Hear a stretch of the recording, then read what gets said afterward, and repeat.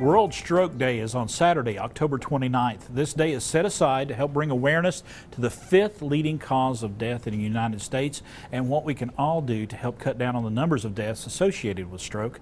Our daytime cardiology specialist, Dr. Shobha, joins us this morning to discuss how, when it comes to strokes, time is the most critical factor in saving a life. And that life you may be saving is your own sometimes. That's right.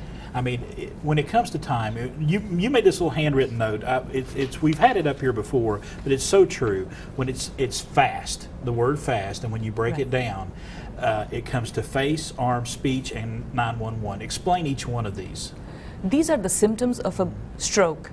So when you are looking at a patient or a family member, if the face is drooping, the mouth is kind of drooping to one side, or you ask them to raise their arm and the arm just goes down like that. Weakness. The weakness in the arm. Or you try to have them speak and the speech is slurred. These are classic signs of a stroke. You need to dial 911 right away because time is of essence. And calling 911, those few seconds, if you wait, it could mean life or death for these folks. That's right, because stroke is one of the biggest killers, just like heart diseases. Let me explain a brief difference between stroke and heart attacks. Please do. Heart attacks is when you have a blocked artery in your heart. Right. When you have a blocked artery in your brain, that's called a stroke. It's like a brain attack, so to speak. And you can have arteries, the carotid artery that goes up into your brain. If you have a blockage in here or a blood clot that travels all the way into your brain, that can cause a stroke. Now, some people will have stroke because of a blockage in your back arteries that go to the back of your head. Those are vertebral arteries. And those patients will have symptoms of being very dizzy, kind of going over to one side, and very nauseated. That can also be a sign of a stroke. So nausea can be associated with heart attack and with stroke as well. That's right. So you got to, there's different, either way, when you start seeing these symptoms, whether it's a heart attack or a stroke, 911.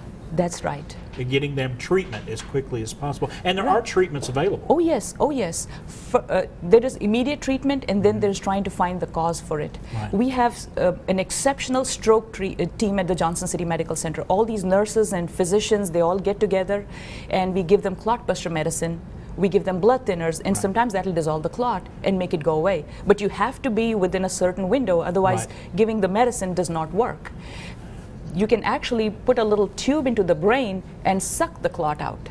So that can be done in an emergency. Now, if the stroke symptoms are resolved, that is called a TIA or a mini stroke, because you have these symptoms, but then the patient gets better. And for those people, we try to find the cause. You have a tight blockage in your carotid artery, you can either surgically treat it or put a stent in the carotid, and that makes it better. Now, some people will have strokes because you have a blood clot in the heart, and that goes to the brain, or you have a small hole in the heart.